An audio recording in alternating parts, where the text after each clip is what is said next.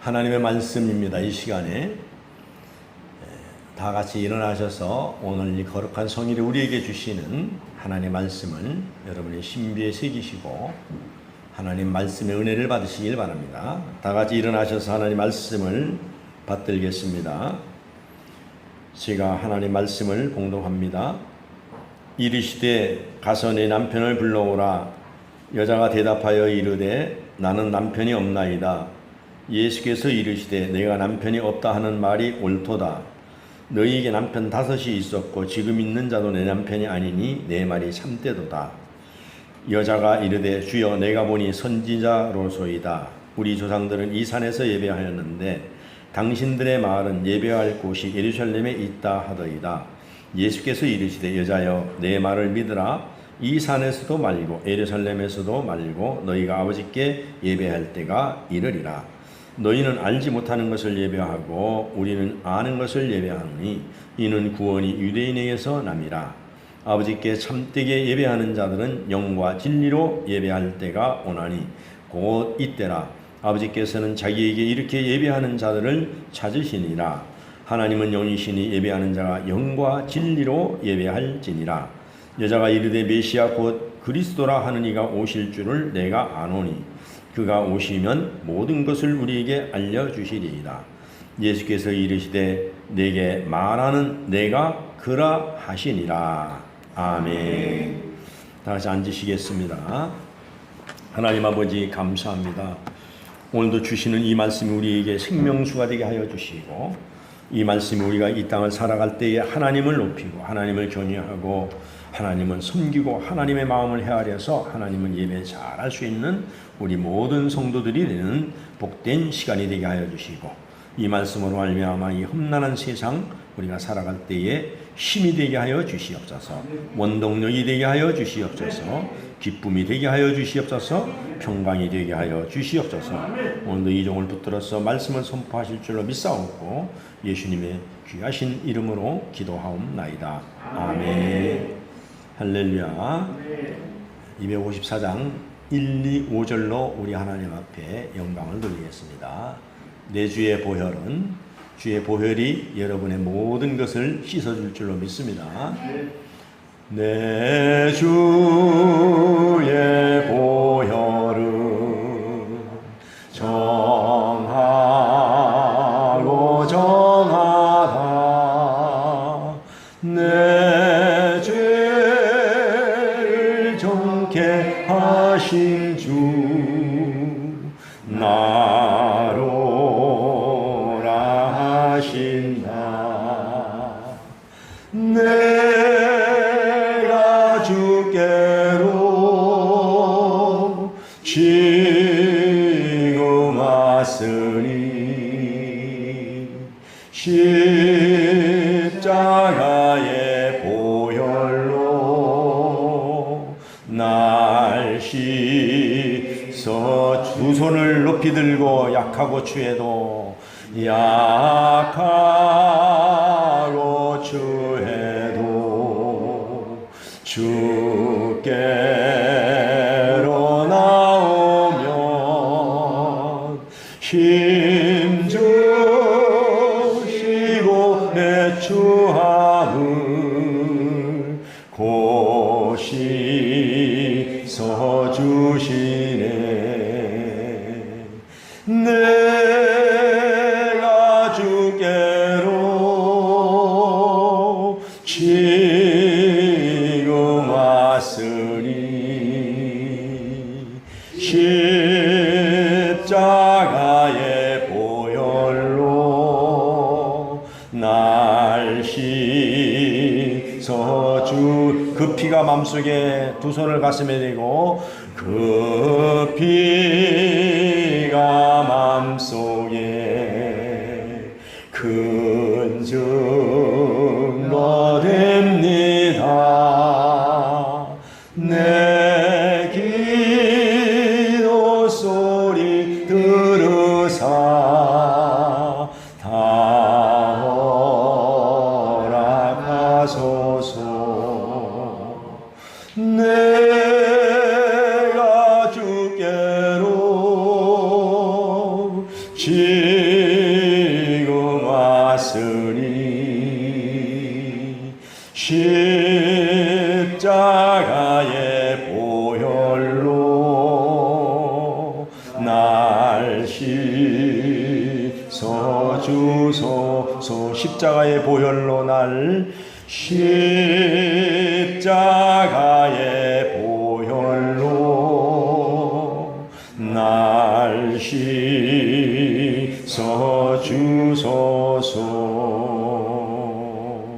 아멘. 할렐루야.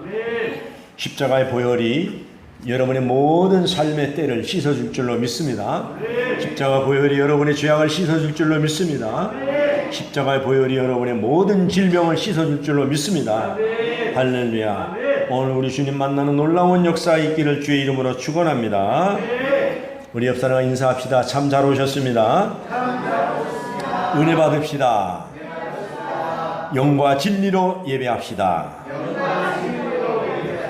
할렐루야. 그럼 날씨가 엄청나게 덥습니다. 저는 더워도 여러분들이 시원한 그늘이 있음에 여러분 감사하시기를 바랍니다. 여러분 지난 한 주간 동안은 세상적으로는 우리가 두 가지의 큰 소식이 있었어요. 여러분들 다 뉴스를 보셨겠지만은 우리나라의 고려대학교 연구진이 발표한 초전도라는 거, 여러분 이해가 잘 안 가지요. 초전도 이거 과학 분야인데 이것을 우리나라에서 개발했다고 뉴스가 나왔어요. 여러분 이거는요 정말로 우리가 놀라운 일입니다. 할렐루야. 뭐 언제 상용화 될지는 모릅니다. 상용화라는 것은 온 국민들이, 온 세계가, 온 백성들이 편하고 저렴하게 쓸 수 있는 그날입니다. 근데 이것이 왜 놀라운 일이냐 하면은 앞으로 이제 석유나 이런 데 의존 안 해도 돼요. 그리고 원자력도 없어도 됩니다.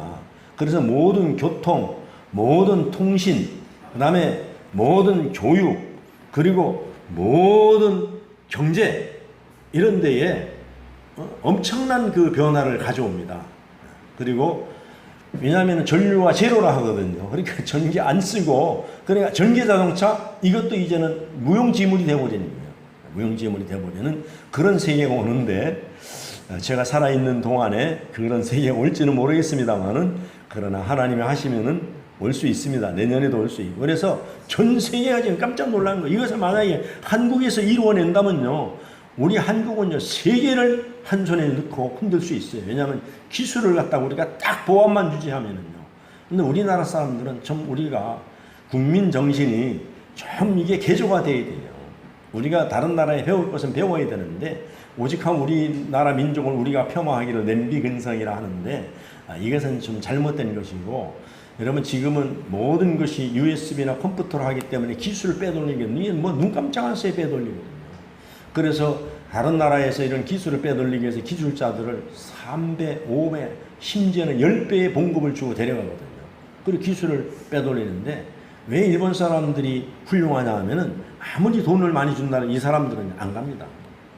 내 나라 기술을 팔아먹을 수, 내가 여태까지 회사에 평생을 봉급받아서 우리 가족이 먹고 살았으면 됐지, 내가 왜 그걸 갖다가 또 팔아먹고 나라를 팔아먹는 것이 합당하냐 이거죠. 그래서 이 기술을 우리가 개발해서 초전도를 잘 정말 우리가 보존만 하면은 우리나라가 하나님께서 반석 위에 올려놓을 줄로 믿습니다. 교만하지 말고 나가야 돼요. 또 하나는 여러분 잘 알다시피, 이건 안 좋은 소식이지만은, 여러분 새만금이라는 데 어떤 데입니까? 매립지인데 어마어마합니다. 근데 여러분 잼버리 대회를 거기서 하는데, 정말로 이런 일은 없어야 됩니다. 그래서 정말 세계의 망신살이 뻗쳤는데, 사고가 나면은요 누구 탓하면 안 돼요. 정치인들이 특히 뭐 야당이다 여당이다 그러는데, 이럴 때는 누구 탓할 것이 아니라, 여러분 사람이 아프고 사고가 났으면 병원에 데려가서 고쳐야 되잖아요. 무조건요. 살리고 봐야 되잖아요. 그러니까 이것을 갖다가 여야를 떠나서 무조건 성공하고 봐야 됩니다. 아니 여당은 어느 나라 국민이고 야당은 어느 나라 국민이니까 우리가 이것을 잘 해야 돼요. 힘을 합칠 때는 해야 되고, 정쟁이라는 것은 좋은 면에서 건설적으로, 자, 네 의견은 어느냐, 내 의견은 이렇다, 너희는 어떤 보안을 나는 이런 보안을 갖고 있다, 이렇게 해야 되는데 무조건 막 간 거예요. 내 편 아니면 안 되는 거예요. 내 편은 아니면 다 나쁜 사람이고 다 감옥 가야 되고 이래서는 나라가 발전이 없다는 이야기입니다. 여러분 150개 나라에서 왔다는데 여러분 얼마나 우리나라를 오고 싶었던 그런 사람들이겠습니까? 우리나라가 세계 선전이 잘 돼 있거든요. 근데 와서 보니까는 이건 아니라는 얘기죠. 그래서 급하게 정부에서 회의를 해서 프로그램 하나 더 넣어서 관광 프로그램을 넣어서 이제 가는 사람들 다 받아 못 가게 하고 사정을 해서 하는 것은 잘하는 거예요. 잘하는 거예요. 그래서 왜 제가 걱정스러우냐 하면은 그런 것들이 잘못되면 우리 부산에 엑스포를 지금 유치하려 하잖아요. 이거 잘못하면 못할 수 있어요. 얼마나 데미지가 큰지 모릅니다. 아니 너네 나라에 뭐 준비한다 했더니 뭐 6년 동안 준비한 것이 그 정도면은 어떻게 믿고 하겠느냐. 그래서 우리가 이 슬기롭게 잘 지내야 되고 예수 믿는 사람들은 전체적으로 부정적인 얘기와 부정적인 생각을 하면 안 되고 하나님 앞에 우리가 기도해야 될 줄로 믿습니다. 할렐루야. 어떻게 보면은 사람들이 어떨 때는요, 이 나라 사람 아닌 것 같아요. 대한민국 국민 아닌 것 같지 막 말하고 그러는데, 그건 어리석은 것입니다. 그러면서 말은 잘해. 하늘 보고 침 뱉는 거지 뭐. 맞아요. 우리가 불평불만 해봐야 우리만 손해 있는 겁니다. 할렐루야. 자, 이제 본문으로 들어가서 우리가 지난 주일날 우리 요한복음에서 예수님이 40도를 오르내리는 중동으로 뙤약볕에 120리나 되는 먼 길을 걸어서 드디어 사마리아라는 데에 수가성 우물에 도착을 했습니다. 이곳은 옛날 야곱이 사랑하는 아들 요셉에게 준 땅이 가깝고 이 우물에 야곱이 팠는데 약 30m 정도 된다고 합니다. 그 당시에 30m는 굉장히 깊습니다. 당시 우물가에는 여인들의 동네 소식을 전하는 뉴스의 현장이라고 지난주에 말씀을 드렸습니다. 그런데 서울대 각금주 교수는 이렇게 논문에서 발표를 했습니다. 20대의 경우에 나쁜 소문을 81%만 듣고 나가서는 전하는데 86%를 과장해서 얘기한다는 이야기입니다. 좋은 소식은 18%만 듣는다는 거예요. 그리고 4%만 좋은 소식을 전한다는 이야기입니다. 40대, 50대의 경우에는 나쁜 소문은 84%를 듣고 좋은 소식은 16%만 전한다는 이야기예요. 여러분 그래서 가짜 뉴스가 왜 성행하는지 알겠죠? 일단 터트려 놓으면은요 그것이 86%가 그냥 막 나가서 나중에 그 수습이 안 되는 거예요. 사람들 뇌에 딱 들어가면요. 그래서 그걸 갖다가 선전선동이라고 하는 건데 그래서 지금은요 우리가 뉴스도 선별해서 들어야 될 이런 시대를 우리가 살고 있습니다. 그렇다면 당시의 사마리아 여인들이 우물가에 모여서 이것은 제가 한번 상상해 봤습니다. 좋은 얘기보다는 아마 나쁜 이미지 이야기를 많이 했을 것입니다. 그 중에서도 아마 유추해 보면은 야 아무개 여인은 남편이 5이래. 아니야 무슨 얘기야 7이래. 막 이런 얘기를 하지 않았을까 우리가 한번 생각을 해봅니다. 그래서 누구를 험담하는 것은 어느 나라나 다 있습니다. 어느 동네나 다 있습니다. 그러니 사마리아 여자가 그녀들과 함께 물을 기르러 우물에 올 수 없었던 이유를 우리는 지난주에 설교를 들었고 또 우리가 유추해 볼 수가 있습니다. 그러니 정오 사람들이 왕래를 피해서 우물가에로 나왔는데 때마침 우연인지 필연인지 그때에 예수님들과 우물가에 피곤하고 목이 말라서 우물에 가셨던 것입니다. 나의 피곤함과 목마름을 경험하지 못하고 남의 고단한 인생을 이해할 수 있다는 것은 어불성설입니다. 여러분 어느 다큐멘터리 진행자로서 이야기를 하는 거 봤는데 사람들의 뇌를 촬영해 보았는데 풍족하게 넉넉하게 살아온 사람들은 그렇지 못한 사람들보다 공감 능력이 부족하다는 겁니다. 이해를 못하는 거예요. 그래서 여러분들 들어봤잖아요. 아이들한테 야 옛날에는 우리가 참 먹을 거 쑥 뜯어 먹고 나물 뜯어 먹고 술 맥재기 모르잖아요. 여러분 술 양조장에 술 만들고 찌꺼기 나오는 거 이거 돼지도 안 먹어요. 이거 얻어다 먹었단 말입니다. 그래서 옛날에 학교 가면 말이에요 술이 벌겋게 취해가지고 아이들이 왔어요. 그걸 갖다가 현재의 풍요로운 애들한테 아무리 얘기해봐도 모르는 거예요. 그럼 걔들은 듣다 이해하니 뭐라 그래요? 아니 라면 삶아 먹지 왜 굶었느냐고 그런단 말입니다. 그러니까 풍요하게 자랐던 사람은 공감 능력이 떨어지는 거예요. 그래서 인생의 문제가 아니라 뇌의 문제로 판단이 되었다는 것입니다. 지나친 풍요로움을 잠시 우리는 내려놓는 연습이 필요하다는 이야기입니다. 그래서 우리가 풍요로움을 잠시 내려놓을 때에 우리가 다른 사람들의 그 어려움을 우리가 어렴풋이 공감할 수 있다는 것입니다. 예수님은 인간적인 모습이 성경에 자주 등장합니다. 예수님이 피곤함과 목마름, 슬픔, 슬퍼하심, 눈물 흘리심, 이것을 성경에 기록되는데 대표적으로 마가복음 14장 32절에서 34절 한번 같이 읽어보겠습니다. 시작. 그들이 게네사레라 하는 곳에 이름에 예수께서 제자들에게 이르시되 내가 기도할 동안에 너희는 여기 앉아 있으라 하시고 베드로와 야고보와 요한을 데리고 가실새 심히 놀라시며 슬퍼하사 말씀하시되 내 마음이 심히 고민하여 죽게 되었으니 너희는 여기 머물러 깨어 있으라 하시고. 그러니까 예수님도 인간이기 때문에 무언가 짓눌리고 괴롭고 답답한 마음을 예수님은 지금 제자들에게 예수님의 심중을 지금 털어놓고 있는 거예요. 그것은 인간이신 예수님이 그 괴로움 때문에 때가 빨리 지나가기를 바라셨던 마음이 심중에 있었기 때문에 제자들은 모르지만 예수님은 알고 있었어요. 36절을 한번 읽어보겠습니다. 시작. 이르시되 아빠 아버지여 아버지는 모든 것이 가능하오니 이 잔을 내게서 옮기시옵소서. 그러나 나의 원대로 하옵시고 아버지의 원대로 하옵소서 하시고. 여러분 지금 주님은 십자가를 져야 되는데 이것을 생각하니까 마음이 슬프고 답답하고 얼마나 괴롭습니까? 그리고 예수님도 인간이기 때문에 이것을 좀 지나갔으면 좋겠다는 것입니다. 지나갔으면 좋겠다는 거예요. 그러므로 인간이 겪어야 할 모든 고통을 다 주님은 겪어내셨기 때문에 주님을 위해 아픔과 고통 이것을 그냥 마음으로만 함께 아파하는 것이 아니라 몸으로 느끼며 공감할 수 있었던 것입니다. 고통을 공감하지 못하는 예수님이었다면 십자가 사건은 우리에게 은총이 되지 못했을 거예요. 예수님은 인간의 고통을 직접 경험하셨기에 인간의 고통을 친히 체휼하셨기 때문에 저와 여러분의 고통을 충분히 이해하신다는 이야기예요. 체휼이라는 것은 처지를 이해하여 불쌍히 여긴다 이런 뜻입니다. 그래서 우리는 내 인생의 짐이 너무 무거워 왜 이런 고통이 내게만 다가오는지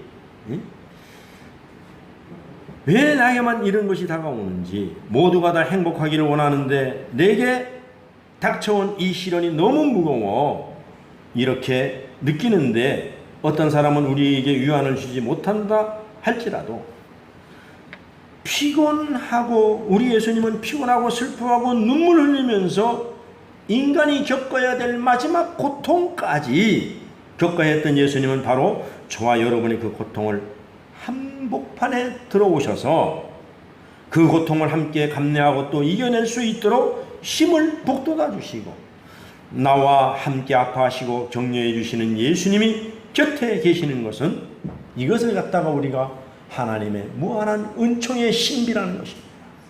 여러분 하나님이 우리의 아픔을 같이 아파해 주고 하나님 우리 고통을 느끼게 해주고 그리고 우리를 불쌍히 여겨주시고 자비를 베풀어 주시고 긍휼히 여겨주신다는 이것이 은총의 놀라운 신비라는 것입니다. 예루살렘 지역에서 갈릴리 지역으로 이동하려면은 일반적으로 사마리아를 우회하여 갈릴리로 이동을 해야 합니다. 그러나 예수님은 사마리아 지역을 직접 통과하셨다고 지난주에 말씀드렸고 인생에 어려움이 있을 때 우회하라는 사람들의 말도 있습니다만 인생은 때에 따라서 편리를 따라서 자주 우회하다 보면은 길이 없어진다는 얘기가 있습니다. 길이 없어져요. 여러분 우리가 고통스러워도 그 길을 뚫고 나갈 때에 우리가 길을 내고 갈 수 있다는 것입니다. 그러나 주님은 우회하지 않으시고 사마리아로 직진하신다는 것은 이런 사건을 아마 예견하시고 운물가 사건을 사마리아 여인의 사건을 예견하시고 그 길을 내서 친히 가셨던 것입니다. 그리고 4장 6절에 7절에 보면 예수님이 길 가시다가 피곤하여 우물 곁에 앉으사 사마리아 여인의 물을 달라 하십니다. 그랬더니 여인이 이렇게 물어요. 아니, 유대 남자인 당신이 이방인이 나에게 어떻게 물을 달라고 합니까? 예수님이 이렇게 얘기합니다. 내게 물을 달라고 하는 사람이 누구인 줄 알았다면 오히려 당신이 나에게 물을 달라고 했을걸? 그렇게 말합니다. 그러자 여인이 이렇게 또 협박합니다. 두레박도 없고 우물은 깊은데 어떻게 물을 기를 수 있습니까? 그러면서 여인은 이제 당신이 야곱보다 큽니까? 라고 질문을 합니다. 14절에 예수님께서 영생하도록 하는 물이 내게 있다. 영생하도록 하는 내게 물이 있다. 15절에 그러면 그 물을 내게 주사 여기 물길로 오지도 않게 하소서. 이제 여인이 그 물을 달라고 합니다. 그런데 우리 예수님은 정말로 생뚱맞은 대답을 하십니다. 영생의 엉뚱한 말씀을 하시는데 16절의 말씀입니다. 가서 내 남편을 불러오라. 갑자기 대화가 확 그냥 바뀌어버리는 겁니다. 아니, 영생의 물이 있으면 내게 달라 하는데 예수님은 엉뚱하게 가서 내 남편을 불러오라. 생수를 달라는 여인에게 생수는 주지 않고 전혀 다른 내용의 대화를 시작하시는 예수님. 예수님은 여인의 가장 깊은 아픔이 드러나야 생수의 강이 터져 나올 수 있음을 아셨기 때문입니다. 그러니까는 이 생수가 어디서 나오는 겁니까? 예수님이 주시지만 우리 마음속에서부터 나온다는 것을 지금 일으켜 세워지고 있는 것입니다. 그런데 그 마음에 터져나와야 되는데 이 여인의 마음이 지금 꽉 막혀 있다는 것입니다. 여러분, 우리도 인생을 살아가다 보면 때로 이렇게 말씀하잖아요. 내가 지금 되게 답답해. 내 마음이 괴로워. 내가 답답해서 어찌할지 모르겠어. 그래서 우리의 내면을 아시기 때문에, 그래 생수라고 하는 것이 우리 내면 속에 있어도 막혀 있을 때가 있습니다. 이것이 터져나오기 위해서는 어떤 과정들을 걸쳐야 되는데 아직 이 여인이 마음이 뚫리지 않고 꽉 막혀 있다는 것입니다. 그것은 스스로 비하하는 마음으로 막혀 있습니다. 부끄러운 마음으로 꽉 막혀 있습니다. 남들 앞에 내어낼 수 없는, 드러낼 수 없는 상처, 이런 것들로 꽉 막혀 있는 자신의 아픔을 인정하지 않으면은 생수가 터져나갈 수 없다는 것을 지금 예수님을 말씀하고 있는 것입니다. 예수께서 그 여인에게 과거의 상처를 상기시키자 이 여인은 당혹스러워합니다. 17절에 보면 여자가 대답하여 이르되 나는 남편이 없나이다. 예수께서 이르시되 내가 남편이 없다 하는 말이 옳도다. 18절에 보니까는 너에게 남편 5이 있었고 지금 있는 자도 내 남편이 아니니 내 말이 참되도다. 예수님께서 남편을 데리고 오라고 말씀하신 것은 너의 삶을 책임져 줄 수 있는 참된 인생의 주인이 내가 가지고 있느냐고 지금 묻고 계시는 것입니다. 여러분 한번 생각해 보세요. 여러분들이 인생을 살아가면서 여러분들의 어떤 문제든지 가서 참되게 얘기해 주면은 들어줄 수 있는 멘토가 여러분들의 삶 속에, 여러분의 삶의 주변에 있느냐 이겁니다. 없습니다. 그러니까 5남편이란 말은 남자가 5명이라는 말보다는 남편으로 표상되어지는 자신의 결핍이 충족되기를 원했던 여인의 내면에 그 어떤 것으로도 채워줄 수 없는 결핍이 존재한다는 것을 지금 예수님은 이 여인을 향해서 말하고 있는 것입니다. 자신의 결핍이 충족되기를 원한 여인, 그 여인은 거듭하여 남자들을 만났지만 채워지지 않는 공허함을 남을 뿐이었습니다. 또 다른 남자를 만나면은 공허함을 대신 채우고자 하는 것들, 이 남자를 만나면은 돈이 좀 충족이 될까 싶었어. 저 남자를 만나면 명예가 충족될까? 또 다른 남자를 만나면 권세를, 그리고 쾌락과 그리고 물질을 나에게 충족시켜 줄 수 있을까 등 그 어떤 남자를 만나도 이 여인에게는 채워지지 않았다는 것입니다. 이 여인이 채우고자 했던 열정, 그것은 그것들을 만남으로 말미암아 기쁨이었는데 이 기쁨은 지속성이 없어요. 돈 많은 남자를 만나봤는데 기쁨이 왔는데 휘발성이 강해가지고 금방 실증이 나버리더라 이겁니다. 권세 있는 남자를 만나봤는데도 휘발성이 있어서 금방 실증이 나버리고 말더라는 이야기입니다. 그래서 다른 허망함이 밀려와서 그 마음이 늘 허전했다는 것입니다. 허전했다는 것입니다. 이런 악순환 속에 지금 살고 있는 것입니다. 그것은 이 여인의 삶의 뿌리가 없어서 그렇다는 것을 주님이 지금 지적하고 있는 거예요.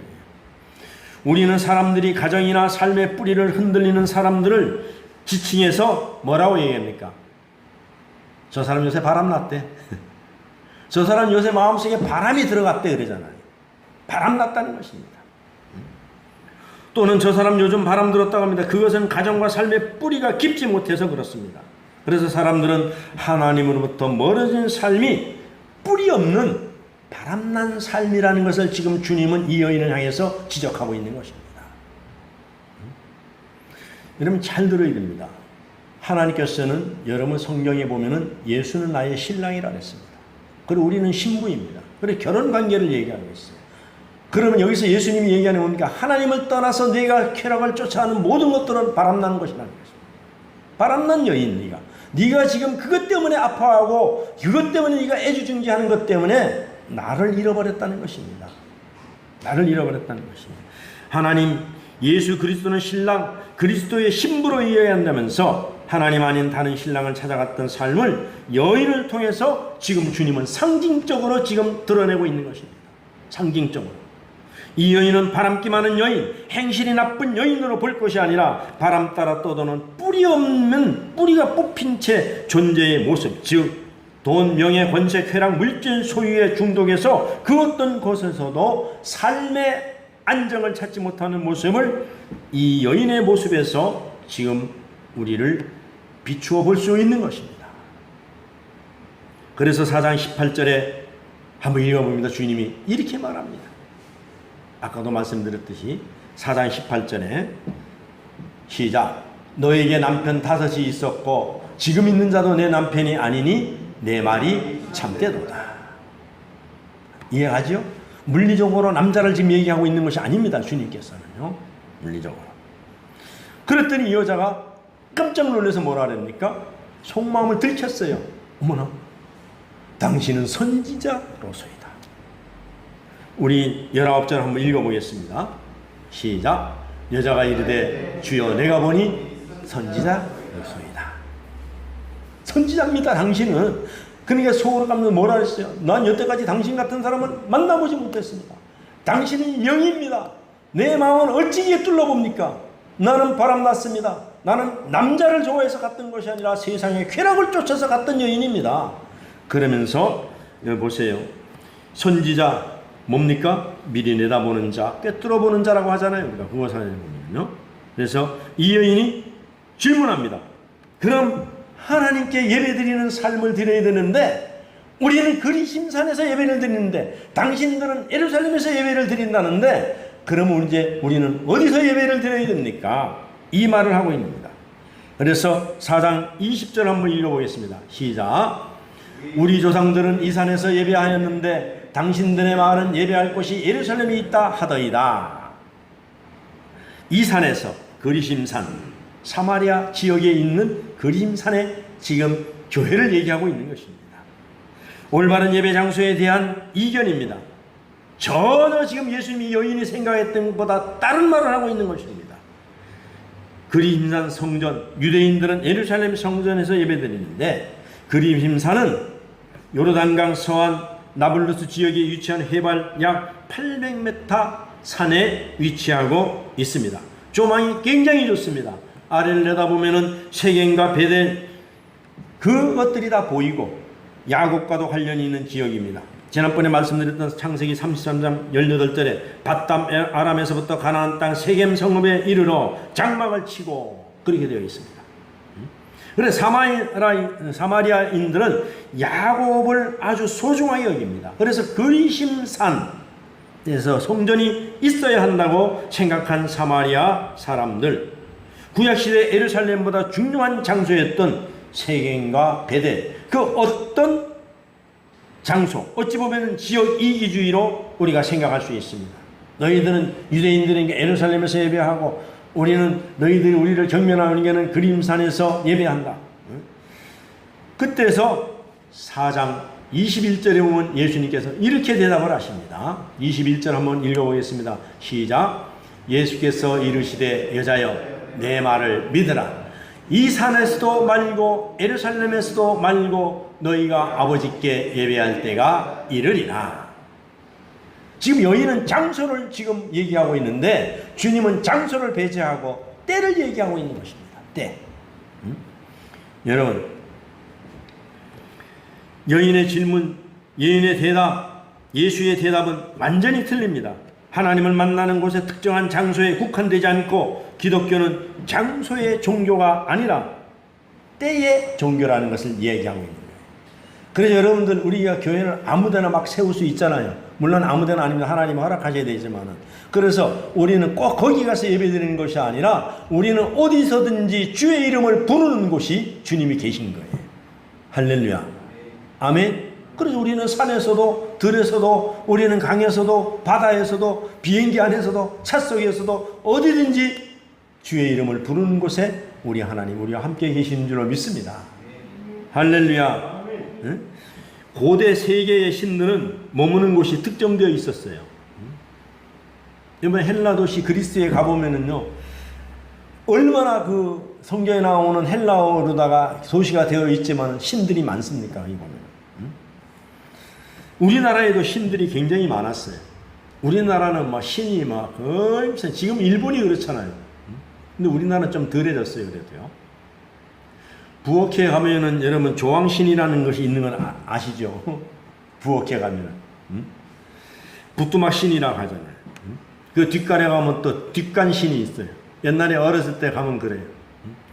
뒷간에 갈 때는 앞에 가기 전에 뭐라 이 소리를 내고 간단 말입니다. 왜 뒷간에 갔다 그래요? 내가 가니까 귀신이 정신 차리라 이겁니다. 그런데 이런 얘기가 있어요. 귀신이 거기에서 뒷간에서 뭐라 하고 있냐면 머리카락을 세고 있답니다. 근데 사람이 말이죠. 하면 깜짝 놀래가지고 세다가 잊어버린답니다. 그래서 혼미백산에서 가버린다는 거예요. 그래 귀신을 쫓고 간다는 이야기입니다. 그런 얘기 들어보셨잖아요. 그런가 하면 운물가에 가면 또 운물신이 있어요. 그리스 로마 신화에 보면은 대지의 여신이 있습니다. 우라노스 하늘의 신, 포세이돈은 바다의 신이고, 그래서 모두가 이것들 보면은 장소의 신을 얘기하고 있습니다. 그래서 고대 신을 만나기 위해서는 신이 머무는 장소로 꼭 가야 했습니다. 그러나 하나님께서는 언제 어디서나 우리와 함께 계십니다.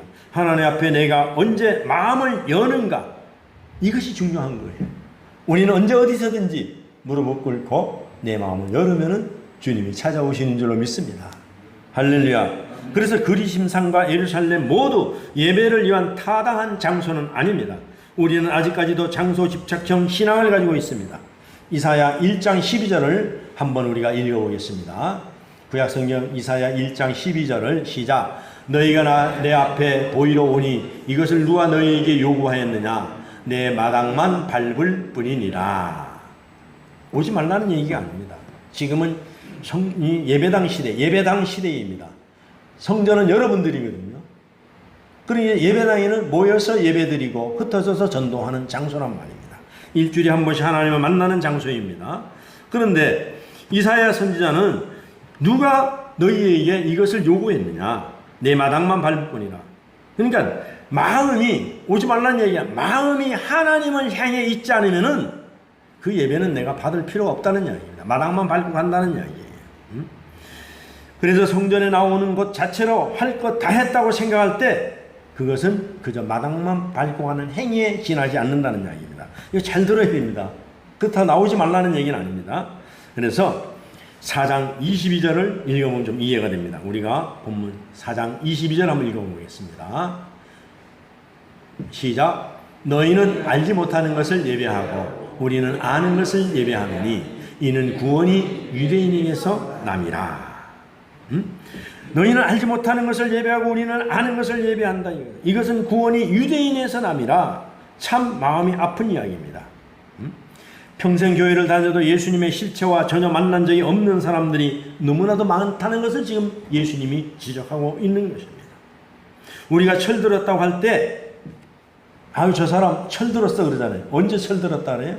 철없이 행하면 부모들이 자식이 너도 이놈아 나중에 결혼해가지고 자식 낳아라. 그때 되면 부모 마음 알겠지. 그 나중에 부모가 철들을 정도 되면은 자녀가 철들을 때 되면 부모는 떠나고 없다는 이야기입니다. 그래서 우리가 흔히 듣는 거 옛날에 보릿고개 때에 우리 어머니는 냉수를 좋아한다 이겁니다. 그리고 우리 어머니는 생선 머리만 좋아한다 이겁니다. 근데 나중에 철이 들고 보니까 어떻게 해요? 우리 어머니가 생선 머리를 좋아하는 것이 아니라 냉수를 좋아하는 것이 아니라 좋은 것은 자식에게 먹이고 없어서 그것으로 어머니는 배를 채웠던 것을 철들을 때 안다는 이야기입니다. 부모의 마음을 그때 이제 아는 거예요. 자식을 키워보면은. 그래서 철든 신앙인은 예수님의 마음을 헤아릴 줄 아는 사람이 되어야 된다는 것입니다. 철든 신앙. 교회 나오는 거 안 된다는 얘기죠. 일평생 교회 다녔으나 자기 중심적으로만 사는 사람은 평생 교회 마당만, 예배당 마당만 밟고 다닌다는 이야기입니다. 예배하다, 헬라어로 프로스쿠네스온데 누구의 손에 입을 맞추다, 무릎을 꿇고 이마에 땅을 대다, 부복하다, 하나님 앞에 나를 온전히 내려놓는 것. 그러니까 구원이 유대인에게서 나온다. 저자 요한인가 말하기를 당시의 사회적 통념으로 기록한 것으로 보입니다. 그래서 4장 23절에 주님은 이렇게 얘기합니다. 23절에 한번 읽어보겠습니다. 시작. 아버지께 참되게 예배하는 자들은 영과 진리로 예배할 때가 오나니 곧 이때라. 아버지께서는 자기에게 이렇게 예배하는 자들을 찾으시느니라. 그러니까 영과 진리로 예배할 때가 오나니. 지금 우리가 개역 성경을 읽고 있어요. 그런데 개역 한글 성경에는 신령과 진정으로 되어 있습니다. 저도 이 성경을 읽다가 옛날에는 신령과 진정으로 되어 있었는데 영과 진리로 바뀐 것을 알았거든요. 옛날에는 신령과 진정. 그러면은 개역 성경에는 영과 진리로 되어 있는데 신령과 진정으로 예배를 드린다고 하는 것은 그럼 어떤 의미이고 왜 신령과 진정에서 영과 진리로 바뀌었는가? 이것을 우리가 중요한 오늘 설교 말씀의 키포인트입니다. 신령과 진정이라는 것은 간단하게 얘기하면 그거예요. 그것은 내게서 나가는 거예요. 내가 목욕 제기하고 내가 깨끗한 옷을 입고 내가 마음을 다하고 뜻을 다하고 힘을 다하여서 드리는 예배입니다. 이것은 내게 나가는 거예요. 근데 영과 진리는 뭡니까? 하나님의 뜻에 맞추어서 드리는 예배라는 것입니다. 영으로 드리는 예배. 별 차이 아닌 것 같은 엄청난 차이가 지금 나오고 있는 것입니다. 그래서 신령과 진정으로 예배드린다 하는 것은 어떤 거냐? 진심을 다해서 온 마음으로 예배하는 것을 말합니다. 그래서 신령과 진정으로 개혁한 글은 오해의 소지가 좀 있습니다. 마음을 다하여 정성을 다하여 내 편에서 준비한다는 그런 면이 있습니다. 내 편에서 준비한다는 것입니다. 그러나 영과 진리로는 하나님 편에서 준비, 영, 생수, 성령을 뜻합니다. 영으로 예배란 하나님의 마음을 알아차리고 영의 예배, 하나님의 마음을 알아차리고 하나님의 아픔을 함께 느끼고 하나님의 기쁨을 함께 기뻐하는 것이 영의 예배라는 것입니다. 그러니까 하나님 중심으로 예배 드리는 거예요. 조금 좀 설교가 좀 이해를 잘 하셔야 됩니다. 신령과 진정. 그래서 진리는 뭡니까? 진리는 말씀이잖아요. 진리. 말씀이고 진리는 누굽니까? 예수님이에요. 예수님. 진리는. 그래서 진리, 예수 그리스도의 마음으로 하나님의 마음을 알아차릴 때 진정한 예배를 드릴 수 있다는 것입니다. 그래서 우리의 믿음이 깊어지려면은 하나님의 마음과 잇대어져 있어야 된다는 것입니다. 그래서 주님은 이것을 이렇게 말씀해요. 내가 너 안에, 너가 내 안에. 그러니까 하나님의 기뻐하는 영적 예배를 드려야 된다는 거예요. 네 중심으로 네가 기뻐하고 네가 그런 예배를 드리는 소용이 없다는 이야기입니다. 그래서 하나님은 마음 아파하는 현실이 있는데 나는 전혀 마음 아파하지 않는 것. 하나가 동떨어지잖아요. 그래서 하나님이 이렇게 말, 너희는 우는 자와 함께 울고 기뻐하는 자와 함께 기뻐하라. 그러니까 시대와 장소를 잘 가려서 해야지. 지금 주님은 말이죠, 이 세상에 많은 사람들이 피해를 입고 주님은 마음 아파합니다. 그런데 너희들은 오히려 그것을 인해서 기뻐하지 말라는 얘기입니다. 그러니까 주님과 함께 가는 예배, 주님의 마음과 함께 하는 예배, 하나님의 마음은 기뻐하고 즐거운데 나는 마음 아파하는 마음, 우리의 믿음이 깊은 믿음이 되기 위해서는 날마다 기뻐 찬양하는 것만은 능사가 아니라 우리의 믿음이 깊어지려면 하나님과 마음이 잇대어져 있어야 된다는 얘기입니다. 이것이 영으로 드리는 예배라는 것입니다. 그러니까 간단히 얘기하면 하나님의 의도, 하나님의 뜻을 잘 헤아려서 우리가 신앙생활을 해야 된다는 이야기입니다. 그래서 구약 성경도 많이 나와요. 내가 천천의 수양을 가지고 온들, 만만의 강수를 내가 가지고 온들 내가 기뻐하겠느냐. 그건 뭡니까? 내 마음에 합한 그런 신앙생활을 하라는 얘기입니다. 말씀을 들었으면 그대로 나가서도 똑같은 삶을 살아라는 이야기입니다. 그것이 안 되면은 너희는 마당만 밟는 그런 예배가 되고 만다는 이야기입니다. 또한 진리로 예배드린다는 것은 하나님의 뜻을 살리기 위해서 당신을 내려놓으신 예수 그리스도, 그래서 진정으로 예배하는 것은 예수님의 마음으로 사는 것이지만은 즉 물과 성령으로 거듭나서 예수 그리스도의 마음으로 예배하는 것. 그러니까 시간을 잘 맞추어서 온 마음과 정성을 다하여 예배하는 것도 중요하지만 보다 참다운 예배는 영과 진리로 예배하는 것이라는 이야기입니다. 영과 진리로. 그러니까 영과 진리로 예배를 드리는 사람은 존재가 세워져며 생명과 평화의 열매를 자동적으로 맺게 되어 있다는 것입니다. 그러자 이 여인이 말합니다. 4장 25절에서 오늘 본문 4장 25절입니다. 이 여인이 말합니다. 시작. 여자가 이르되 메시아 곧 그리스도라 하는 이가 오실 줄을 내가 아노니 그가 오시면 이 모든 것을 우리에게 알려주시리이다. 그러니까는 엉뚱한 얘기는 아니에요. 이렇게 알려줘도 여러분이 엉뚱하게 알아듣는 거예요. 아니 그럼 그분이 오시면은 우리에게 그것을 자세히 알려주면 그때 가서 하면 됩니까? 이렇게 얘기하고 있는 거예요. 정말 안타깝습니다. 왜 안타깝습니까? 진리를 눈앞에 두고 보면서도 여인은 여전히 진리를 알아보지 못하기 때문에 그렇습니다. 예수님이 오셨습니다. 예수님을 앞에 놓고서도 지금 못 알아보는 것입니다. 그럴 수밖에 없는 것은 진리는 언제나 내가 바라는 방식대로 오지 않기 때문에 그렇습니다. 항상 그렇습니다. 우리가 실패하는 원인이 어디 있습니까? 우리가 상상해 놓은 그 예수님의 모습.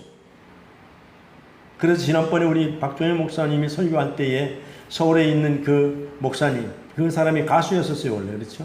근데 노숙자 모습을 하고 거지 모습을 하고 비 오는 날 교회 문턱에 앉았을 때 아무도 못 알아보는 거예요. 아무도 못 알아보는 거예요. 그러니까 이 여인도 이 앞에 있는 예수님은 그래도 예수님이 왔으면 뭔가 풍악을 울리고 우리나라만 해석을 한다면 그래도 좀 경호원도 좀 있고 아주 그럴싸한 그런 모습으로 풍채로 와야 되는데 이게 뭐 사마리아인 나이 여인에게 와서 물 좀 한 모금 달라는 이게 무슨 말이지 그리스도이겠냐 이게요. 굉장히 훌륭한 것은 알겠는데 훌륭한 것은 알겠는데 그래서 그가 오시면은 그때 가서 하면 되는데 어떤 현상이 일어납니까? 이렇게 물어보는 거예요. 위풍당당하게 메시아를 기다렸는데 지금 초라하게 먼 길을 걸어와서 지쳐있는 모습으로 목마름 갈증을 느끼는 이분이 메시아로 생각할 수는 없었던 현실입니다. 그래서 인간적인 면모가 드러나는 예수님을 메시아로 인정할 수 없었던 이 여인. 그래서 이 여인은 이분은 아니고 다른 어떤 존재가 와야 한다고 느끼고 있는 것입니다. 그런데 예수님이 다시 말씀하십니다. 오늘 26절에 시작. 예수께서 이르시되 내게 말하는 내가 그라 하시니라. 내가 그라 하시니라. 그래도 못 알아듣습니다. 아직까지. 내가 그야. 네가 지금 보고 있지? 내가 그라. 요한복음에 나타나는 헬라어로다가 뭡니까? 에고 에이미. 나는 나다 이겁니다. I am who I am. 내가 나다 이겁니다. 출애굽기 3장 14절에도 보면은 나옵니다. 예수님이 하나님이 말씀하십니다. 시작. 하나님이 모세에게 이르시되 나는 스스로 있는 자니라. 또 이르시되 너는 이스라엘 자손에게 이같이 이르기를 스스로 있는 자가 나를 너희에게 보내셨다 하라. 하나님은 스스로 있는 자입니다. 요한복음에 보면은 에고임이 많이 나옵니다. 나는 길이요 진리요 생명이요 나는 포도나무라 나는 생수라 이런 것들이 많이 나옵니다. 예수님은 스스로 있는 분입니다. 스스로 있는 분입니다. 그래서 나는 곧 나다. 사람들 속에서 풀어주는 해방자, 그러니까 어두움에서, 질병에서, 고난에서, 고통에서 해방시켜주는 나라는 이야기입니다. 이 여인이 속박하고 있는 것은 무엇이었습니까? 5 남편을 표상되고 있는 결핍이었습니다. 뭔가 내게 채워지지 않는 것 때문에 내가 거기에 붙들려 살았던 여인의 인생, 자유를 위해서 원해서 뭔가를 붙들었지만 도리어 그것들이 여인을 속박했습니다. 그런 여인에게 예수님이 다가오셨다는 것은 바로 그런 여인을 속박으로부터 해방시켜 주기 위해서 찾아오셨습니다. 할렐루야. 그래서 기독교는 어떤 종교냐? 하나님이 친 우리를 찾아오시는 종교입니다. 우리를 찾아가는 것이 아니라, 그래서 우리는 마음을 열고 항상 우리가 주님을 찾으면은 우리에게 찾아오시는 하나님. 할렐루야. 예수님의 목마름으로 우물을 찾았던 이야기는 오히려 여인의 목마름으로 지금 전환되고 있는 모습을 볼 수가 있습니다. 처음에 예수님이 목말라서 우물을 찾았습니다. 그런데 이제는 바뀌었지요. 주객이 전도되었다는 것입니다. 오히려 이 여인이 예수님에게 생수를 지금 찾고 있는 것입니다. 생명수를 찾고 있는 모습으로 전환되었습니다. 정말 목마르지 않는 샘물을 줄 수 있는 분이 예수님 한 분뿐이십니다. 이 시대가 혼독한 시절입니다. 정말 그릇으로 주님 앞에 나와서 영과 진리로 예배함으로 생명수를 공급받아 영혼이 잘되고 범사가 잘되고 강건한 복을 받아 누리는 그런 우리 삼강교회 성도들이 다 되시기를 주의 이름으로 부탁드립니다. 그래서 이 사마리아 여인이 완전히 문제 해결을 받는 것은 다음 주일날 또 이어서 말씀을 드리도록 하겠습니다. 기도하겠습니다. 참으로 좋으신 아버지 하나님 감사합니다. 영광을 돌립니다. 하나님, 이 땅에 우리 주님만이 영과 진리로 예배를 받으실 분이요, 주님만이 우리의 모든 문제 갈등을 해결해 주실 분인 줄로 믿습니다. 우리 주님께 모든 것을 맡깁니다. 주님이여 우리에게 한량없는 은혜를 내려주시고 우리가 영원히 목마르지 않는 그 주의 생수로 우리를 붙들어 주시고 우리가 자유케 하여 주시옵소서. 감사하옵고 예수님의 귀하신 이름으로 기도하옵나이다. 아멘.